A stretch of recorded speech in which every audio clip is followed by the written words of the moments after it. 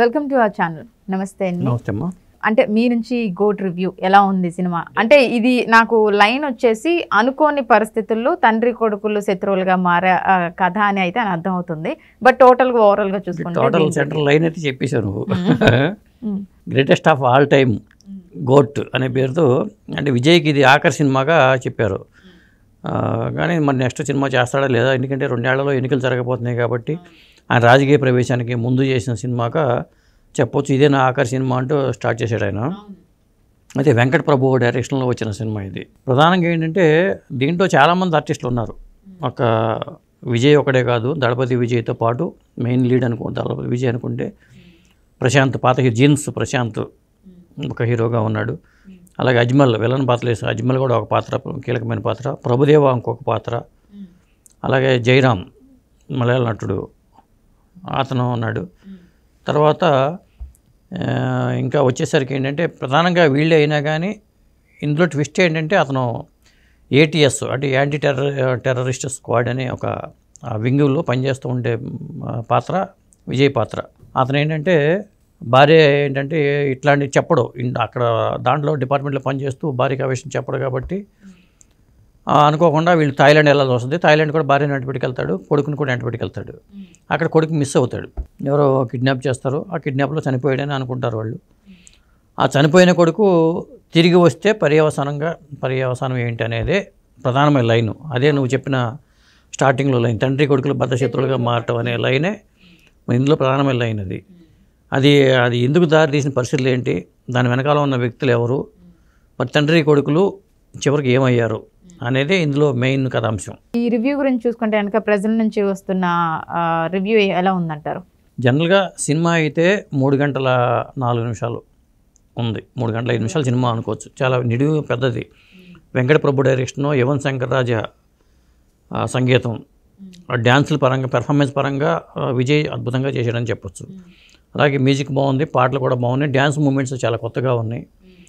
కాబట్టి పాటల పరంగా కానీ డ్యాన్స్ పరంగా కానీ కథాంశం చిన్న లైన్ అయినా కానీ ఆ కథ నడిపిన తీరు చూస్తే మనకి ఒక విధంగా చెప్పాలంటే జైలర్ సినిమా గుర్తొస్తూ ఉంటుంది. జైలర్లో రజనీకాంత్ ఆ కొడుకు పాత్రతో ఉండే క్లాషెస్ ఎట్లా ఉంటాయో ఆ తరహాలోనే ఇందులో కూడా, కాకపోతే ఇందులో దళపతి వర్సెస్ దళపతి విజయ్ అంటే డ్యూయల్ రోల్ కాబట్టి తండ్రి కొడుకులుగా నటించారు.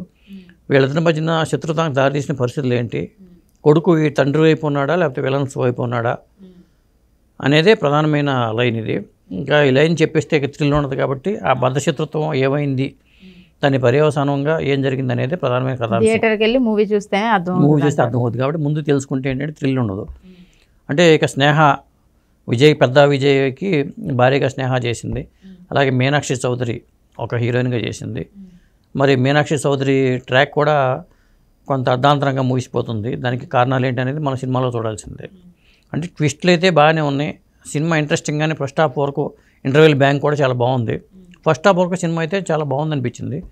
సెకండ్ హాఫ్కి వచ్చేసరికి మనకి కథ నడిచిన విధానంగానే అవి చూస్తే మళ్ళీ ఆ రేంజ్లో సెకండ్ హాఫ్లో లేదు. ఓవరాల్గా చూసుకుంటే ఏంటంటే సినిమా విజయ్కి మన నటన పరంగా తమిళ్లో అయితే హిట్ అవ్వడానికి ఛాన్సులు ఎక్కువ ఉన్నాయి. తెలుగులో కూడా సినిమా యావరేజ్ అవ్వచ్చు కూడా, తెలుగులో కూడా యావరేజ్ అవ్వడానికి ఛాన్సెస్ ఉన్నాయి.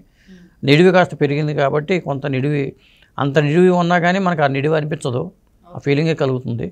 కాకపోతే విజయ్ నటన పరంగా మనకు మంచి నటనతో అతను తండ్రి కొడుకులుగా చేయడంలో కూడా చాలా బాగా చేసాడు అనుకోవచ్చు. అలాగే దీంట్లో స్టార్టింగ్లో కూడా ఒక చిన్న ట్విస్ట్ ఉంది. ఒక రైల్లో జరిగే దీంట్లో కూడా మనకి చనిపోయిన విజయకాంత్ గారి లాగా కనిపించే విజయ్ పాత్ర కనిపిస్తుంది. అది దాని ఏంటనేది అక్కడ దాంట్లో ఒక ట్విస్ట్ ఉంది.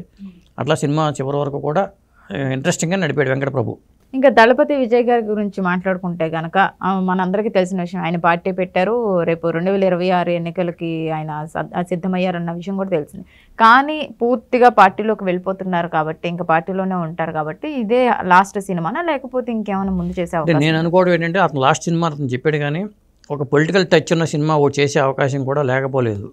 ఎందుకంటే ఎన్నికల ప్రచారానికి ఉపయోగపడుతుంది కదా, 2 సంవత్సరాల టైం ఉంది. ఇప్పుడు ఇక్కడ పవర్ స్టార్ పవన్ కళ్యాణ్కి ఎంత క్రేజ్ ఉందో అక్కడ విజయ్ కూడా అంత క్రేజ్ ఉంది. అయితే అధికారంలోకి వస్తాడా రాడా అని మనం చెప్పలేము.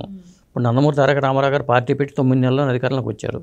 అక్కడ 2 సంవత్సరాల టైం ఉంది కాబట్టి ఈ టైంలో ఎన్టీ రామారావు గారు కూడా పార్టీ పెట్టిన తర్వాత నా దేశం అనే సినిమా చేశారు. కొంత విజయ్ కూడా అలాంటి సినిమా చేసుకునే అవకాశం ఉంది.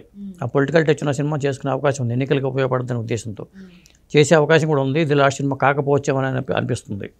అదమ్మా. ఇలా సినీ పరిశ్రమకు చెందిన వ్యక్తులు కొంతమంది మాత్రమే సక్సెస్ అయ్యారు. అంటే అటు ఎన్టీఆర్ గారు కానీ, మీరు అన్నట్టు ఆయన కానీ, లేకపోతే ఇప్పుడు పవన్ కళ్యాణ్ గారు కానీ, లేకపోతే మధ్యలో ఇంకెవరు కూడా సక్సెస్ అయినట్టయితే పార్టీ పెట్టి మనకెవరు కనిపించలేదు. మరి ఇప్పుడు విజయ్ పెడుతున్నారు కాబట్టి సో ఈంది ఎలా ఉంటుంది అనుకుంటున్నారు? రాజకీయాల పరంగా అక్కడ వ్యాక్యూమ్ అయితే లేదు, ఇంకొక పార్టీ అవసరం కూడా లేదు. ఏఐడిఎంకి బలహీనపడిపోయిన మాట వాస్తవం. ప్రతిపక్షం సరే బలంగా లేకపోవడం అనేది ఒక మైనస్ పాయింట్ తప్పితే మరి స్టాలిన్ గవర్నమెంట్ మీద అంత వ్యతిరేకత కూడా జనంలో కనిపించట్లా. ఈ పరిస్థితుల్లో విజయ్ ఇప్పటికిప్పుడు అధికారంలోకి వచ్చినా రాకపోయినా లాంగ్ స్టాండింగ్లోకి అతనికి అధికారంలో రావడానికి మరో 5 ఏళ్ల పాటు తీసుకోవచ్చు కూడా, చెప్పలేము. అక్కడ పరిస్థితులు ఎలా ఉంటాయి, ఈ 2 ఏళ్లలో కూడా మారిపోవచ్చు పరిస్థితులు, చెప్పలేము. కాబట్టి ఆ పొలిటికల్ డైలాగ్స్ కానీ పొలిటికల్లో ఇది కానీ ఈ సినిమాలో చూపించాల. రాజకీయపరమైన కథాంశంతో ఈ సినిమా రూపొందాల. ఇది పక్కా కమర్షియల్ సినిమా గానే చేసుకుంటూ వచ్చాడు కాబట్టి రాజకీయాల ప్రస్తావన లేదు. కాబట్టి రాజకీయాల పరంగా ఒక సినిమా చేసే అవకాశం కూడా ఉంది. అది సో రేటింగ్ పరంగా చూసుకుంటే ఈ మూవీకి ఎంత రేటింగ్ ఇస్తారు? నేను ఈ సినిమాకి 5కి 2.75 ఇస్తానమ్మా. అంటే సినిమా తమిళ్లో హిట్ అవ్వచ్చు, ఇక్కడైతే ఆల్టర్నేటివ్ సినిమాలు కూడా లేవు. 35 చిన్న కథ కాదని ఒక సినిమా రిలీజ్ అయింది, అది చిన్న సినిమా కాబట్టి దాన్ని పక్కన పెట్టి డబ్బింగ్ సినిమాగా మనం చూడాల్సి వస్తుంది. కాబట్టి 2.75 కరెక్ట్ అనుకుంటున్నాను. ఆల్టర్నేటివ్ సినిమాలు లేవు కాబట్టి ఇక్కడ కూడా బాగానే వసూలు చేయొచ్చని అనుకుంటున్నాను. Okay, thank you.